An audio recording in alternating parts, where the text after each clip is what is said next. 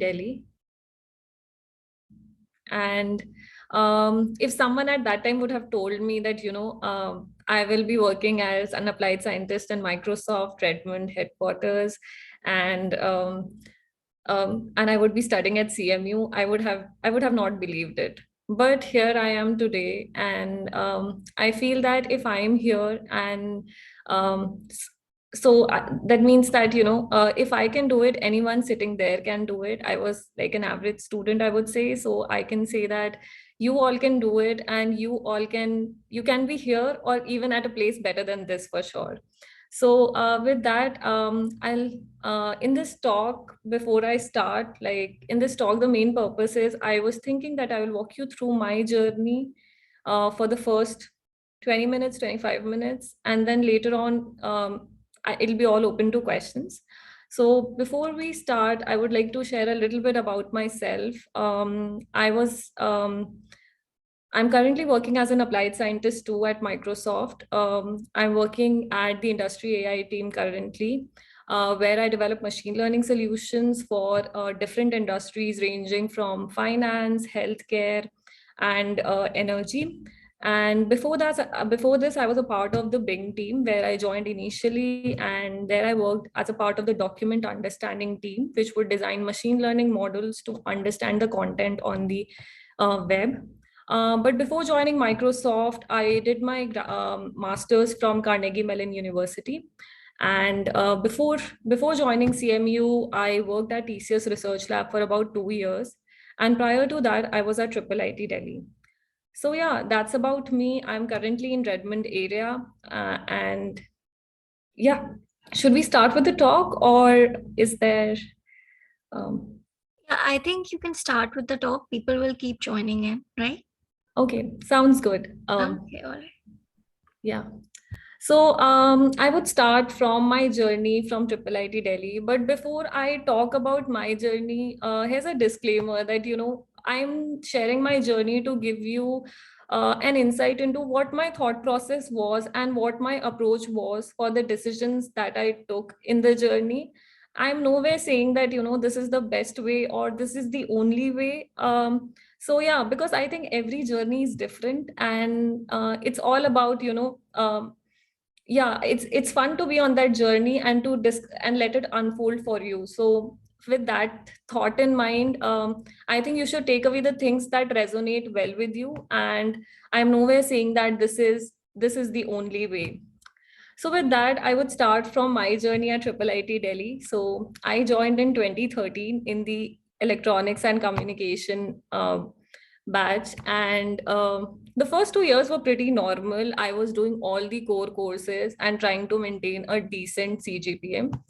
The only thing that I like in second year, one core course that I really liked was signal processing. And after doing that course, at the end of second year, that kind of inspired me to do a research internship with A.V. Subramaniam sir. So that's where I invested my summer after my second year.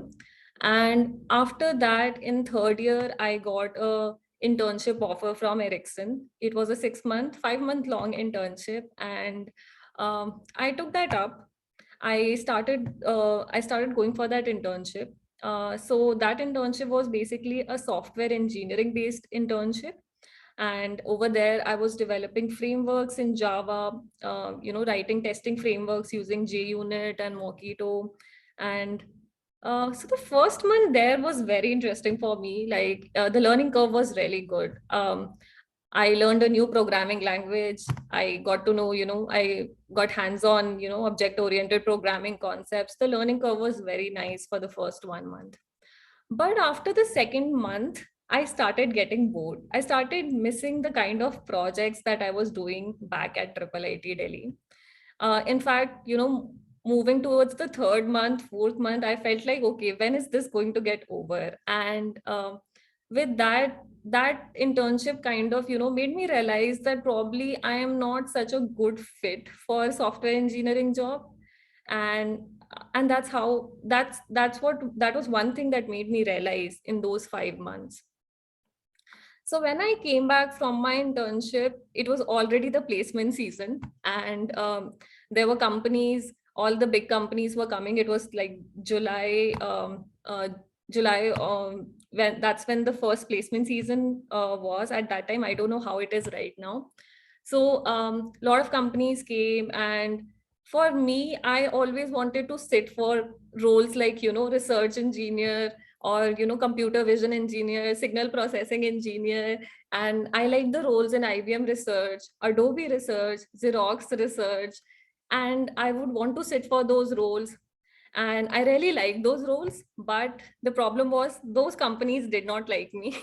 They wanted someone with, a PhD degree or at least an MTech degree. um, and here I was, who liked working on those kind of problems, but I did not have any strong research papers or publications to show my caliber, and nor did I have an MTech or a PhD degree. So that was an eye opener for me. I felt like, okay, if I want to do some kind of specialized roles, probably masters is one thing that I should start considering. Another interesting thing that happened during that time was, during that placement season, for the first time, TCS Research Lab opened their doors for undergrad students. Um, for my senior batches, that was not the case. They would only open for MTech students. And I was lucky enough, like, to land a job with, get a job offer from them. I spoke to the scientist who was interviewing me, and he kind of liked the kind of projects that I did in college and extended the offer to me. But yeah, all in all, like, at the start of fourth year, I kind of realized that, probably I should start considering doing a master's if I want to get into a specialized role.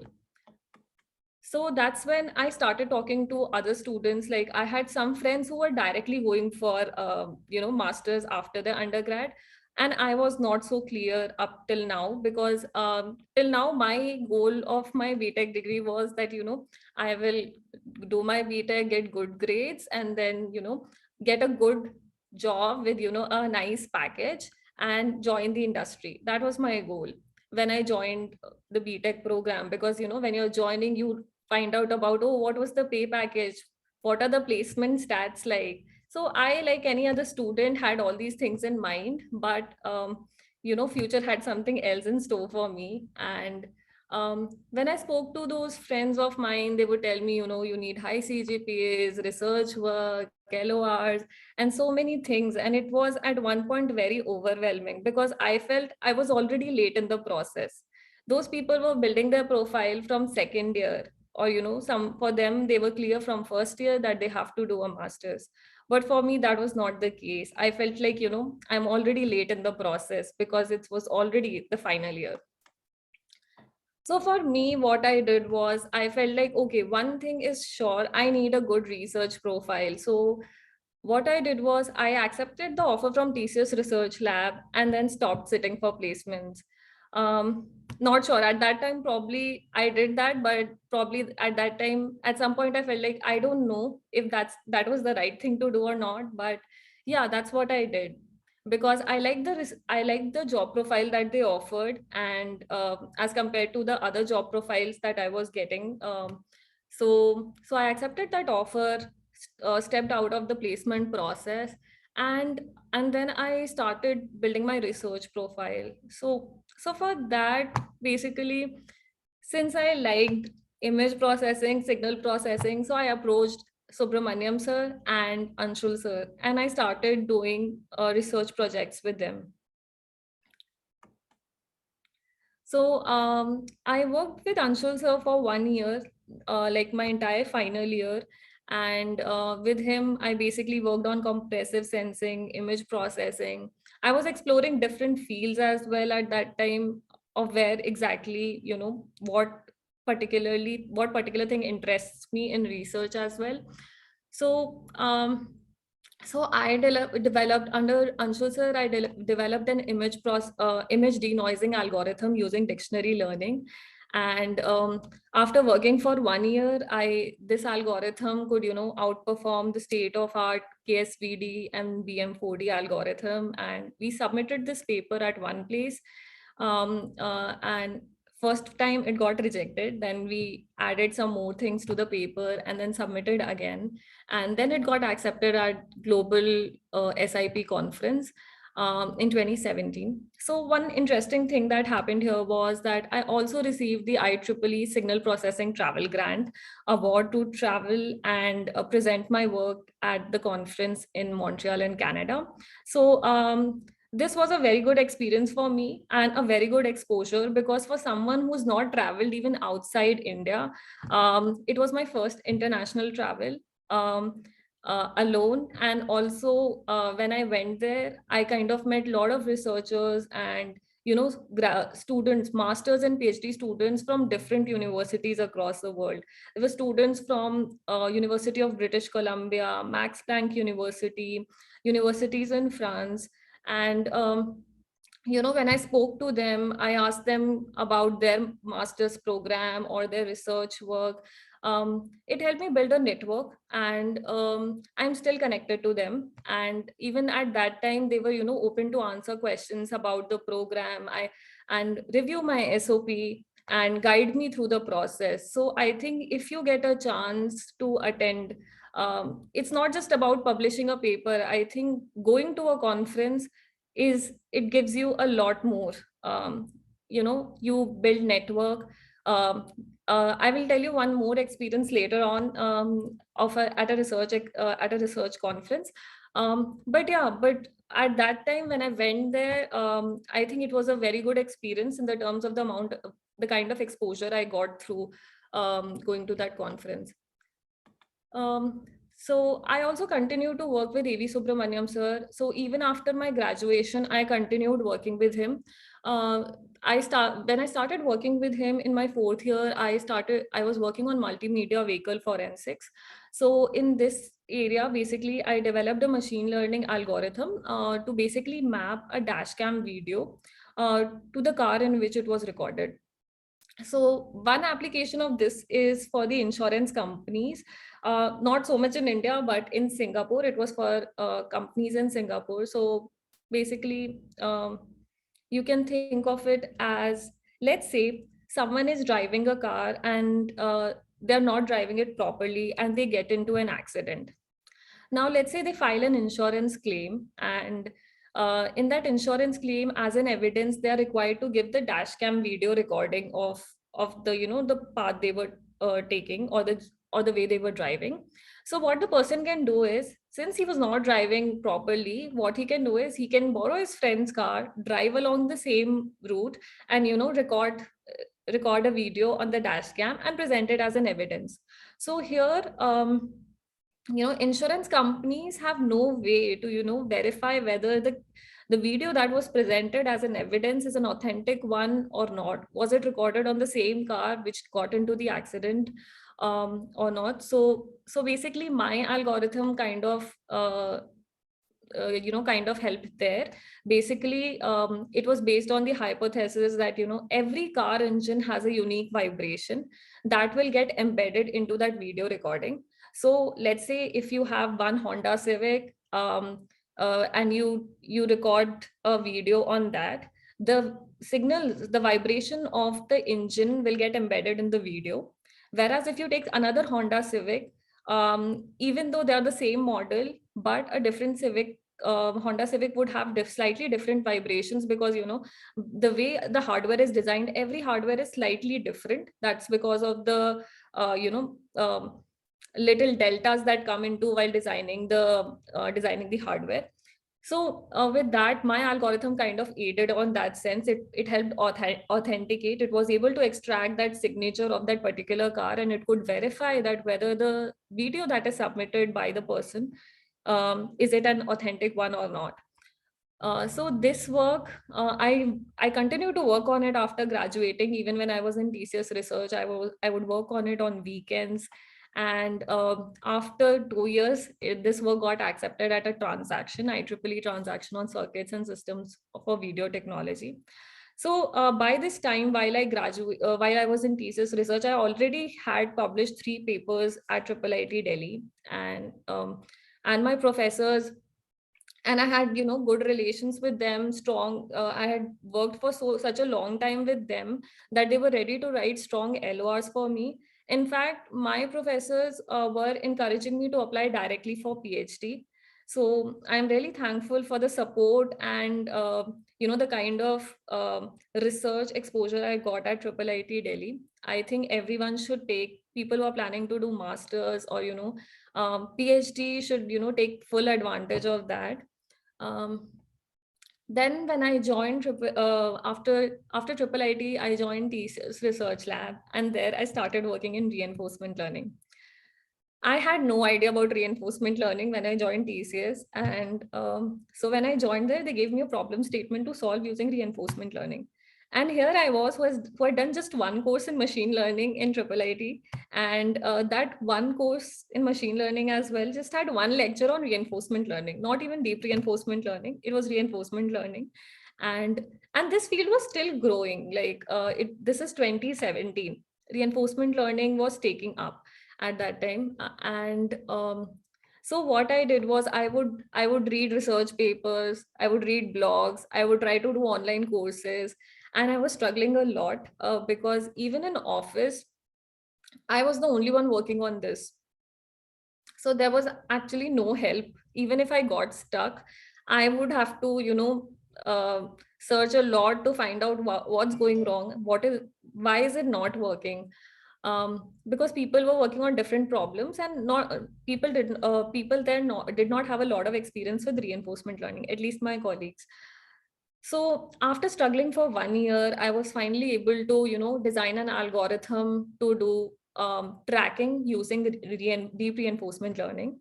And I also developed two versions of that algorithm which were better than the state of art algorithm. So first I designed the algorithm using state of art, and then I ran into few issues, and I felt that probably there is a better way to design this algorithm, and I improved that algorithm. And I came up with two versions of that algorithm, and I got two publications out of that. But not just about publications, I think the overall experience at TCS Research Lab, I think I got an answer as to what I want to do my master's in. um, During the process while I was there, I was reading a lot of research papers. um, I was doing courses, and I was also working on the problem statement. During that time, I felt that, I need to learn more about deep learning. What is the math behind it? Because when you're in industry, and even when you're trying to learn through courses, it's not the same as you do it at school, right? So, yeah, that's when I realized that I want to learn more about deep learning, about reinforcement learning, about the programming that goes behind, when you run programs on GPUs. How is it working? What is the math behind it? How is it working on the hardware side? And these are the questions that you would ask when you are working on large amount of data set in industry, and you feel that, and I started feeling that probably I need to gain more knowledge in these domains. And at that time, NLP was also, a lot of people had started using NLP. There were a lot of chatbots coming in the market, and I felt like, okay, NLP is also one area where I should have some knowledge. So TCS research basically, kind of answered this question to me as to what I want to do my master's in. And I felt that, I want to do master's. I want to join a program which allows me to learn more in these, in these subjects, in these fields. And that's how I started shortlisting my universities. So for me, the first priority was, okay, these are the things that interest me, and these are the things I want to learn more in. So I want to choose a master's program that allows me, that gives me the flexibility to do these courses. I don't want to go into a traditional EC program or a traditional electrical program which teaches me about power grids, circuit designing.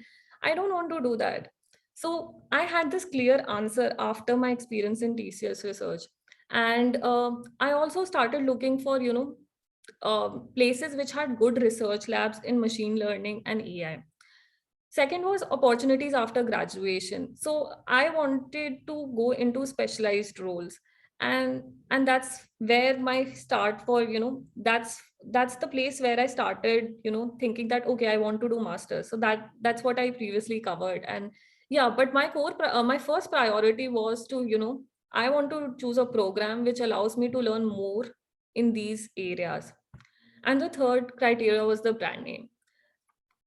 One rule that I did not follow. So usually when you start applying for masters, there are websites like Yorkit, and I'm sure there would be many other by now. Uh, they basically ask you to enter your details, like, your what is your GRE score, TOEFL score, what does your profile look like, internships, and based on that, they will give you, these three universities are ambitious for you, these are moderate, and these are the three universities you can definitely get into with your profile. But this was not the case. I did not follow this rule because for me, I felt that I don't want to do masters just for the sake of it. I know what I want to get out of my masters. So these are the universities I applied to. I applied to 5 universities in US, two in Canada, and two in Germany. But for each of these universities, the programs I had, I knew that these programs will allow me to do what I want to do. They have good research labs. And in fact, because I was reading so many research papers and I was, up to date with what was happening in that field, I also knew the name of the people, because when I would read research paper, I would think, oh, this person has done good work. I would go and look at the research lab and the kind of work that they are doing. So when I selected these universities, I was sure that, okay, these are the universities. If I get into them, I will go. And I got offer from 5 universities. And I chose CMU because CMU is one place where, it is one of the best places to be in if you are interested in machine learning. And so yeah, even before I started at CMU, I knew which courses I'm going to take in my program. These are the list of courses. Um, so I still have that notebook where I would, take out time. I would research and make notes during the weekend about, the programs that I'm researching on, and, about different master's program. What do they offer? What flexibility do they have? So I had I had these course names listed under CMU. If I get through, I'm going to do all these things. So and I was so clear that even in the first month when I joined CMU, I knew which research labs I wanted to work in. I just started emailing professors and started my research assistantship in the first month itself. I also published one research paper in CMU, but I learned a lot. I got like whatever was my goal, that I want to learn these things in these fields, I achieved that. I did all the courses that I wanted to do. I got a chance to work with really, smart people, highly competitive people. So yeah, CMU was a wonderful experience in that sense. And after that, here I am today at Microsoft. So when I joined Microsoft in June of 2021, I joined the Bing team. And as I mentioned, I was a part of the document understanding team. So when I joined there, I was given the task. I'll tell you a little bit about the document understanding team. So basically, they design machine learning models to understand the content on the web. And when I joined the team, I was given a task to design a deep learning based model which could classify different parts of a document into, say like this is the heading, this is the paragraph, this is the title of the document, and things like that. So it was a multi-class classification problem that I was working on. But the amount of data that I had to train on was humongous. It was in millions. So training a model that, um, that you can training a document on 10 million documents, training a machine learning model on about 10 million documents is not an easy task. Debugging that model, running it on GPU machines, yeah, but it was a good experience. And within 8 months, I got the model into deployment. And and last 6 months, 6 months back, I moved to another team, which is the industry AI team, where we develop machine learning solutions for different industries.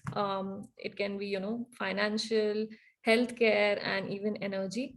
So currently I'm working for the energy sector and I'm working on invoice processing side. So given a lot of invoices, I'm designing machine learning model which can identify, okay, given this invoice image, this is the due date, this is the total amount due in the bill, this is the customer name, these are the customer details, this is the company name. So if I ask my model those questions, it should be able to answer that. So here I'm working on, vision encoder, text decoder based transformer models.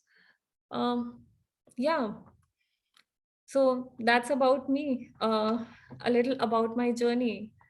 Do you guys I'm open to questions now. You can ask. Prerna, we've got one question in the chat, so you can Sure. see the questions in the chat also. The question. Okay, So let me. there's this question by Ashwin that when did you give your GRE and when did you start sending applications for your masters? Guys, now is the time that you can ask questions to Prerna, right? So whatever queries you have, whatever doubts or whatever guidance you need, you can take it from her. Okay, this is your time to ask questions. That's a very good question. So, as I said that, I was already running late. I was a little late in the process because, I started building my research profile and all those things in the last year. And since I was too busy doing research work and managing coursework along with that, I did not get a chance to give my GRE and TOEFL in my final year. I prepared for GRE while I was at TCS Research. I used to, study on weekends and after office. So I gave my GRE in 2018, October, November. Uh, yeah, I think I gave my GRE in August of 2018 and TOEFL in October of 2018. And I sent my applications, like I was targeting 2019 fall. So I was working on my applications in the October, November, and December of 2018. Yeah. But I would recommend, if possible, give your GRE and TOEFL while in college, because once you start working, um, it can get really difficult depending on, kind of deliverables you have at work. Because I remember the week I had my GRE exam, we had a customer visiting and we had a demo to present, and it got really crazy. So, yeah. Visual, you can ask your question. You can unmute yourself and ask the question.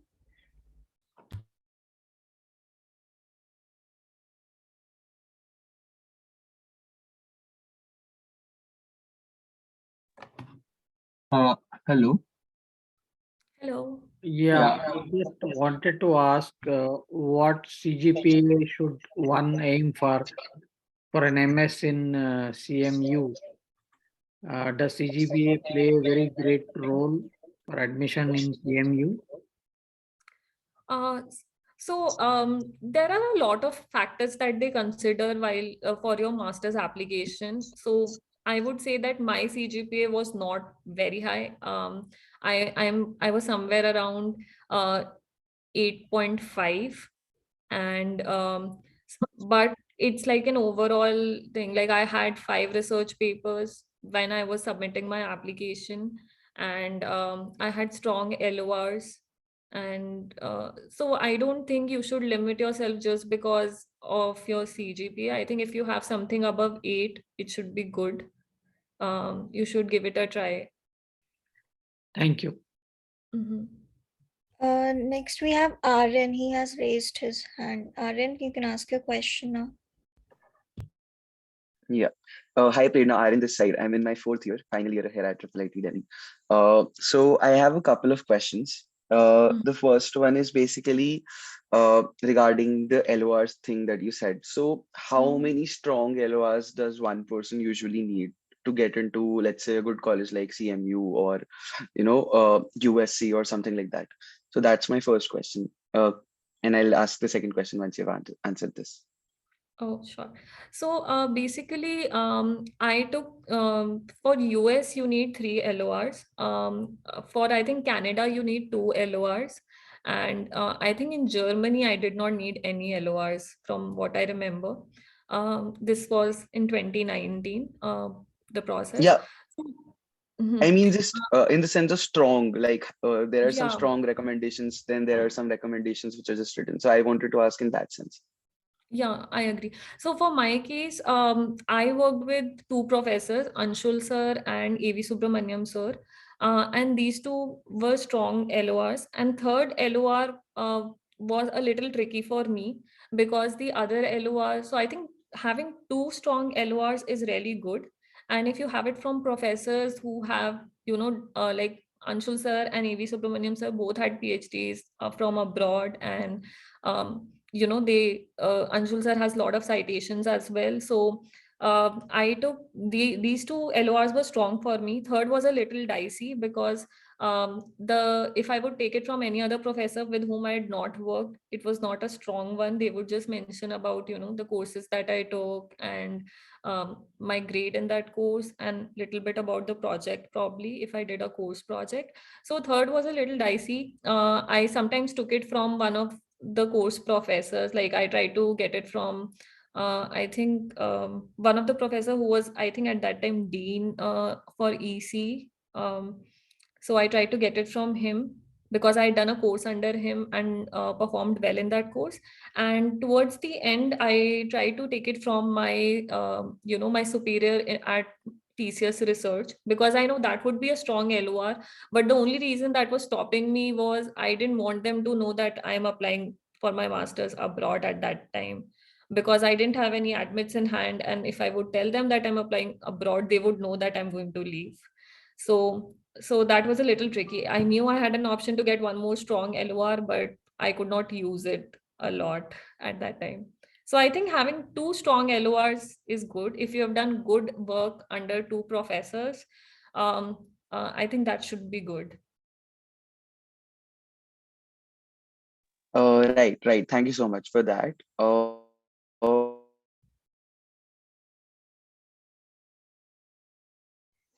Yeah, hi. Thank you for that. I think the other question that I had was, yeah, am I audible? Yeah, you are. Go ahead. Yeah, yeah. So the other question that I had was slightly personal with regards to the fact that, so if for my case, I actually have submitted two papers to A-star conferences, but they Mhm. got rejected. Mhm. So I have a good research work, yet my publications haven't gotten accepted right now. So my question was, how much do publications matter in that sense? Because for me personally, all other boxes seem to be get like, so I have a good CGPA, it's 9 plus. I have good research work as well. GRE score, I think can also turn out fine. All of those things are fine. So do you think I should wait for, let's say, a couple of more years, get some publications and then apply to good schools, or do like publications, especially as first authors, matter a lot while applying to these schools? That is my second question. Yeah. Mhm. So Aryan, it's a good question, but there is when you apply for masters, they look at the overall profile, and every university has a different selection process, to which we don't have access to. But overall, what I would say is that if all the other boxes are checked, you should not limit yourself. If you think that you are ready right now, like you want to get a master's, you know what you want to get masters in, and if you're checking all the other boxes, you have the profile ready, then and if you feel ready to do a master's, then I think you should not stop yourself. You should definitely mention both in your SOP and even in your resume that these papers current submitted, or in submission, or I'm hoping that you will submit it again somewhere. If you submitted at an E-Star conference and if it did not get through, I'm assuming that you're going to submit it somewhere else as well. Just mention it in your Yeah, resume. yeah, obviously. Yeah, so just mention it in your resume and even in your SOP. Because I don't think they just look at one factor. There are a lot of things that they look at. They look at the entire profile. So it's okay if something is a little less and you have a very high CGPA instead, or let's say you have very strong LORs. I don't think it would matter so much. So I would say go ahead if you feel you're ready for the master's program and you have checked most of the things.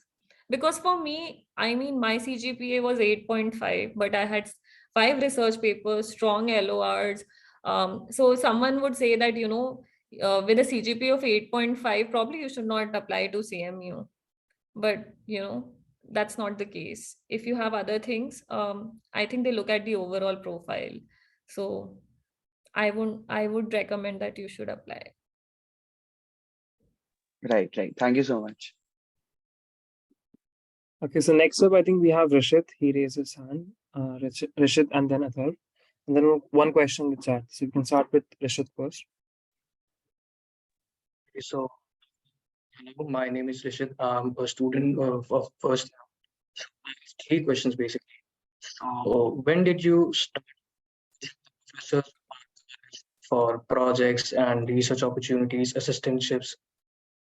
Uh, Rishit, I think your voice is breaking. Can you repeat the question again? Okay, so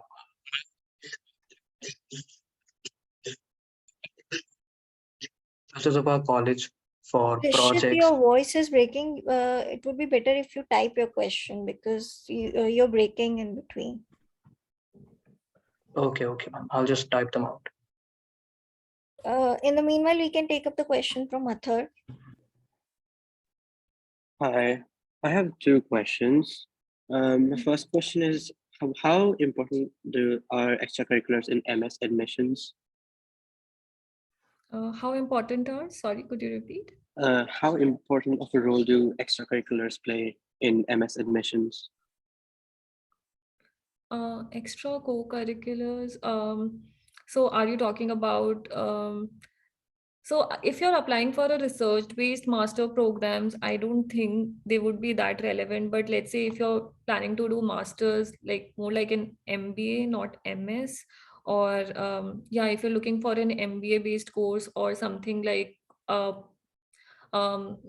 business analytics, or more like something which has both a little bit of product management, a little bit of management and tech. Probably for those programs, they would like to, know more about your personality. And for those kind of programs, probably your extra co-curricular, like, organizing events and those things would count, but not so much for a research-based master's program. So yeah, I think it is program specific. Oh, all right. Thank you.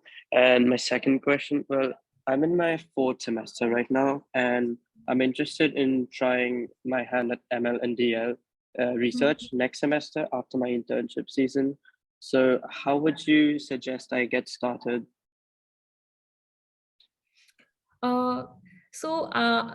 First of all, I'm glad that you're already in second year and you're planning ahead. That's a very good thing. So kudos on that.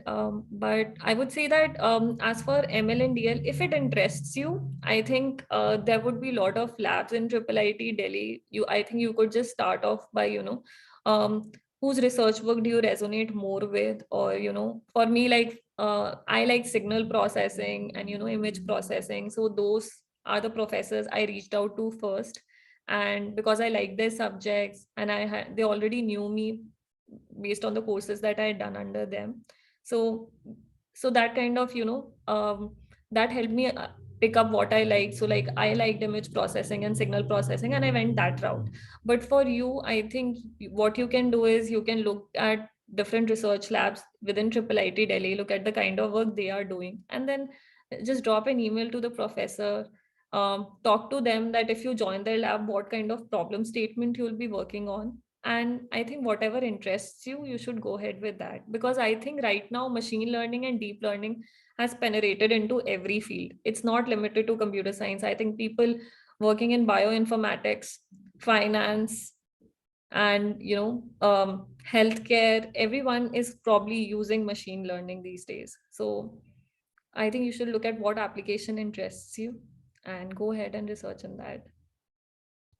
Prerna, All let me right. take up Thank you for the reply. Rishit's question. He has posted it in the chat, so you can check and answer. Sure.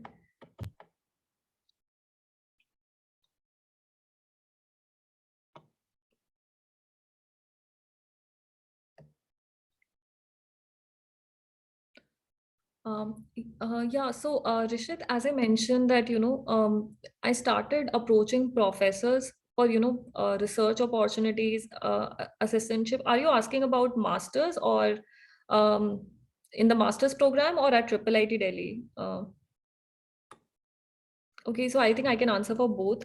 So in IIIT Delhi, as I mentioned, it was only in the start of fourth year that, I started focusing a lot on building on my research profile.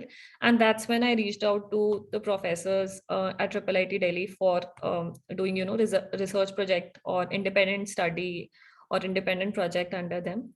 Um, and as for CMU, once I went there, since I knew I was going to join, like once I had the admit, I started planning well in advance, looking at the research labs that interested me and the professors.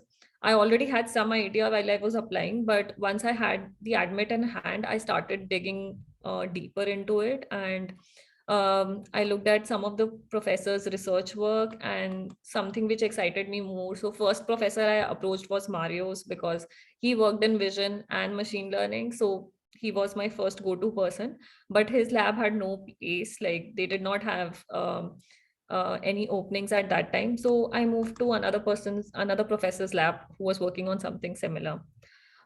Job experience absolutely necessary for masters. No, I don't think so. People go for masters without job experience as well. It depends. Like for me, without first of all, I started the process in fourth year, and my profile I felt was not ready. And also I didn't have the answer to the question, what I want to do masters in. And I was still exploring the research fields. So I think for me, it worked out well because my work experience at TCS Research Lab kind of helped me understand what I want to do my master's in. And by the time I was applying, I had a good research profile, a strong profile that I could apply to good schools. If I was applying right after my undergrad, my profile was not there. So it wasn't good enough to be, I don't know. I just felt that, there were so many boxes that were unchecked for me at that time. So I did not apply. Does approaching a professor who is an HOD strengthen your LORs? Um, so, so obviously, if the LOR is from a person who's quite famous, it does. I think it does have an impact. So for me, as I mentioned, that there were two professors with whom I worked closely for more than a year each, and so I know that they would give me strong LOR. But for the third LOR, I had to choose between taking a LOR from someone at work and another LOR from a professor in college. So I knew a professor who was an HOD of the department and was also teaching a course. So I reached out to him. But I think as long as I would always say choose a stronger LOR over choosing an LOR from someone who doesn't know you well but has, a higher position, is at a higher position. Yeah, I hope that answers your question, Rishit. And thank you for your question. So Nishit asked, how much GRE score would you say is required to get into CMU, UPenn, UCST? So I think people usually say somewhere around 325 on your GRE and TOEFL around 108. But again, I would say that, they look at your overall profile. So some universities would do this, that they will have cutoff for everything. If your, let's say, if your CGPA is above 9, they'll filter out. They'll look at only people above 9, or they will look at people with GRE score above 325 or something. But I would say that you should not, if you feel that there's a university that you really want to apply to, and you think that, okay, probably my GRE score is not that high, but you have other things, I would say that just believe in your profile and give it a shot, because it's just not one factor that they look at, right? It's the overall profile. So I would say aim for a GRE score around 325. At least it should be 320 plus. And it should be at least 320 plus. But if you have 325 plus, I don't think you should have any problem. And I'm saying that don't focus too much on, just because your GRE score is a little less, and you should not be like, okay, I'm not applying to that university. That should not be the case. I have met people in CMU who had a GRE score of 318 as well, but they had so many other things, like they had good research work, they had, very high CGPA. So I'm saying that just don't be too stuck on one factor. It's the overall profile that matters.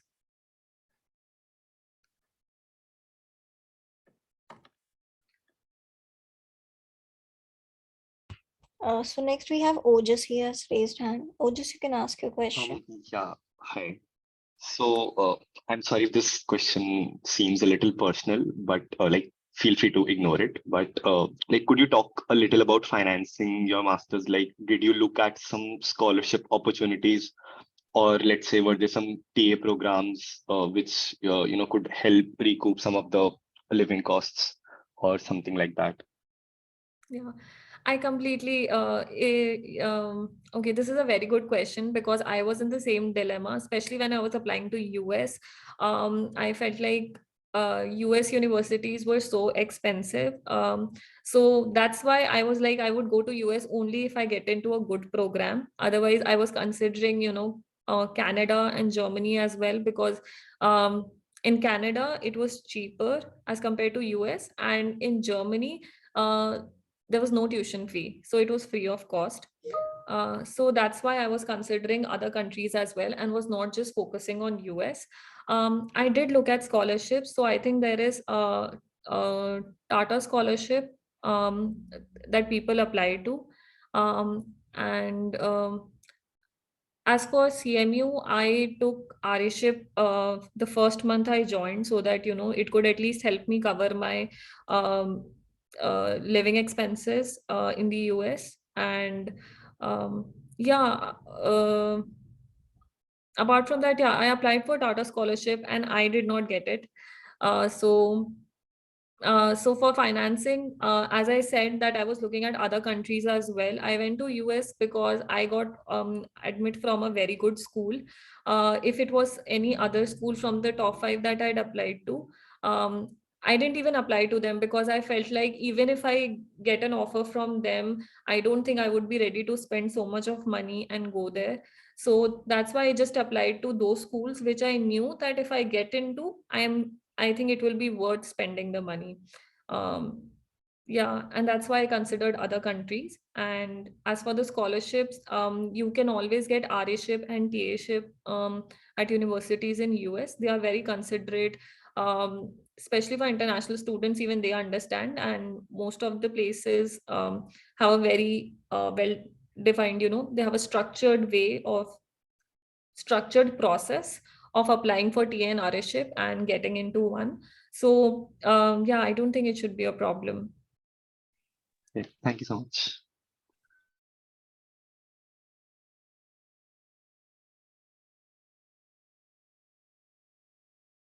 So anyone else has a question?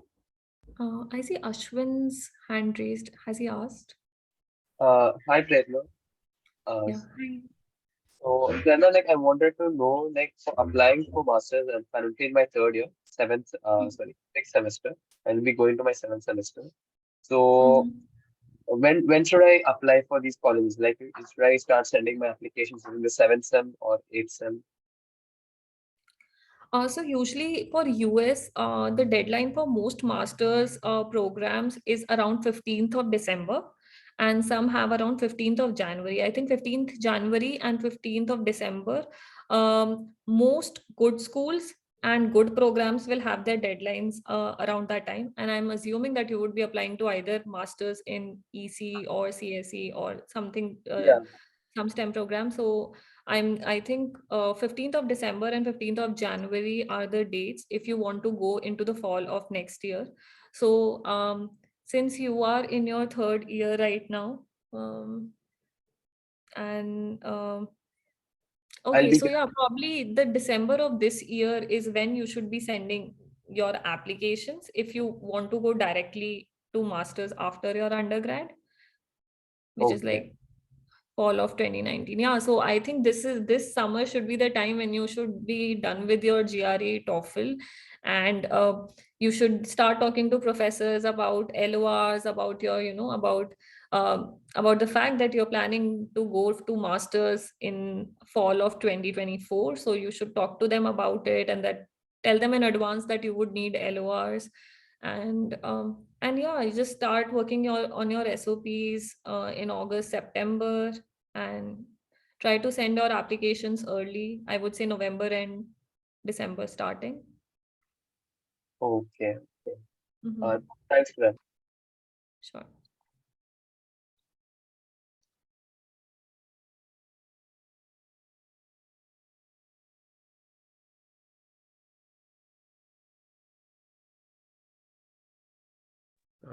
Ma'am, can you tell if we should apply for masters even though the research profile is not that good? So like I have been working with a professor for a year, but like we have not reached the target that we thought we'll be able to reach. So we are not going to publish any papers on it, but I have already spent a year on it. So should I still think of going for masters because there is no as such publication in my name? Yeah. First, I would say that if all the other things you feel that see, you have 1 year of research experience, it's good. It's understandable that you could not, like, it's understandable that sometimes 1 year is not enough to get a publication, because even if you submit, sometimes it gets rejected, or it takes a while, and even the review process takes 3-4 months in some cases. So I would say that if you feel that apart from, just because, let's say, you don't have a publication right now, but apart from that, overall you feel that your profile is good and you feel ready for a master's, and you know what you want to get out of your master's, I would say you should apply.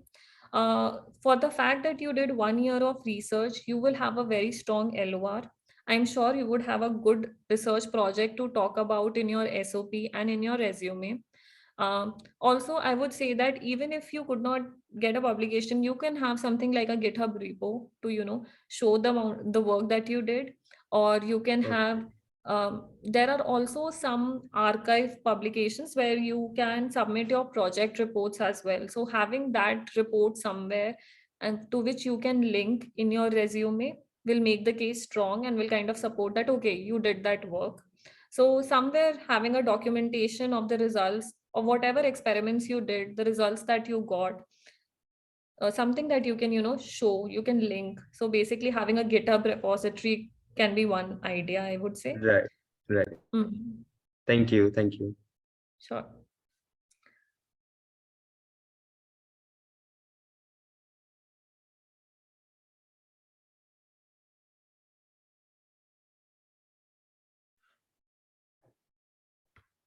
So are there any other questions that any one of you have?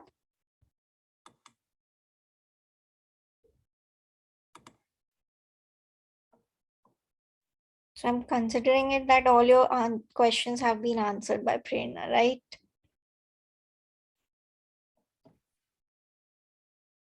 Okay, we've got one in the chat. Saurabh, can you unmute yourself and ask the question?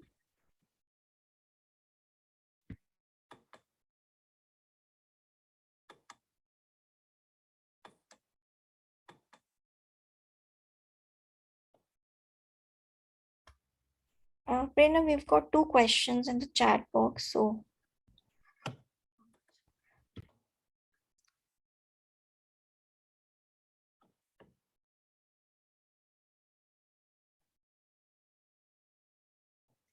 Okay, I think Saurabh is asking about, could you tell us about applying for semester abroad?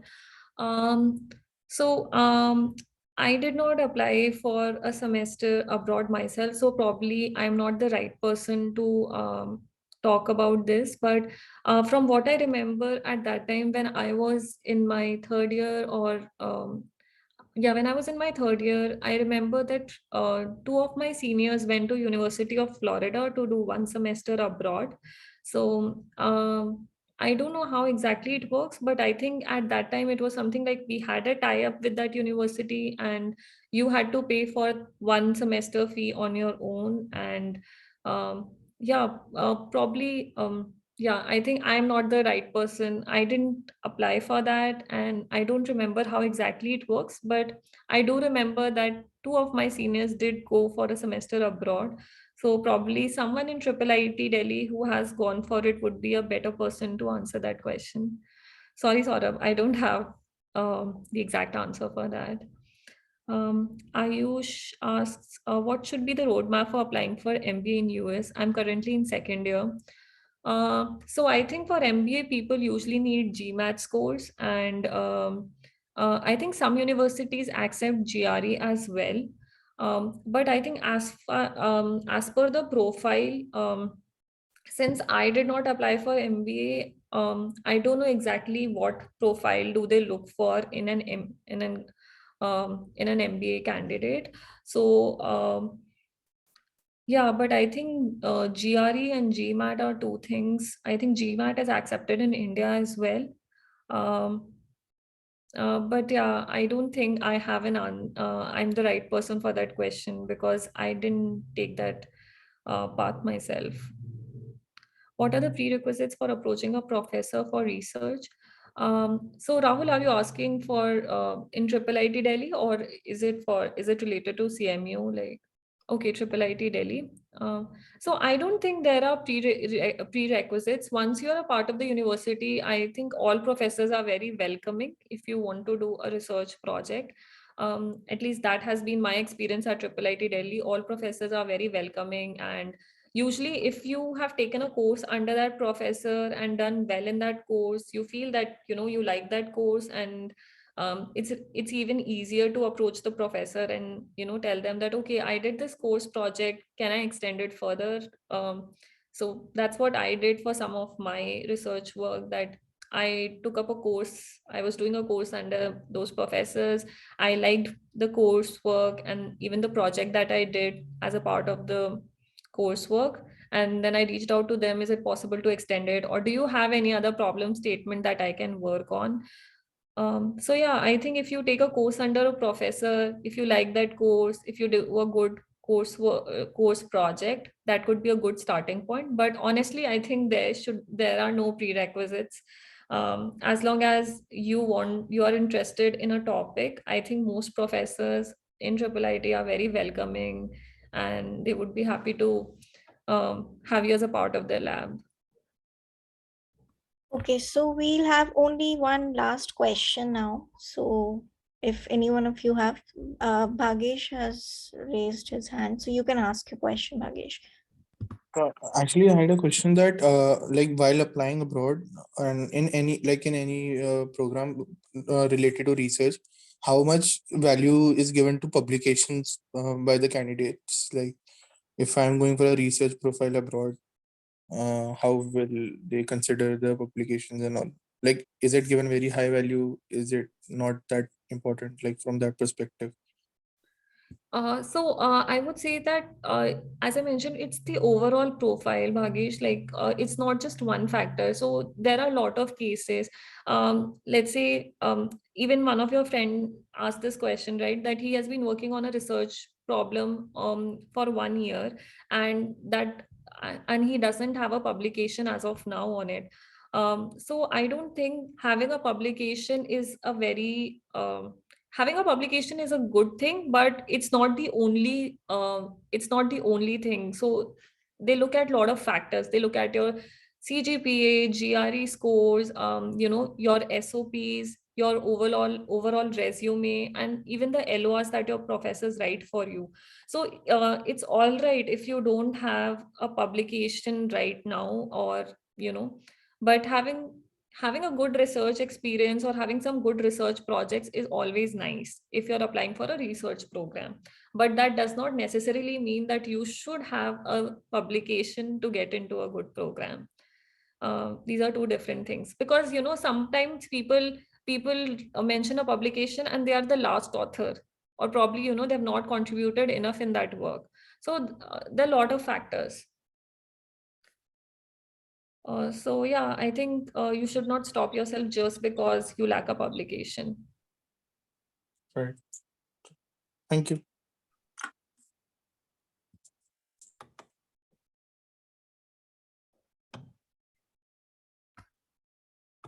Okay, so I think let's wrap up the talk now, right? Thank you so much, Prerna. I hope that all of you who had joined got some insights from what Prerna had to say, right? And yeah, that's about it. Let's end the talk now. Thank you so much, Prerna, for joining in. Right. Thank you for inviting me. Thank you, Dipali and Samarth, for coordinating. And yeah, all the best, everyone. Let's connect Thank over you. LinkedIn and stay in touch. Thank you. All Thank right. you. Thank you, everyone. Bye.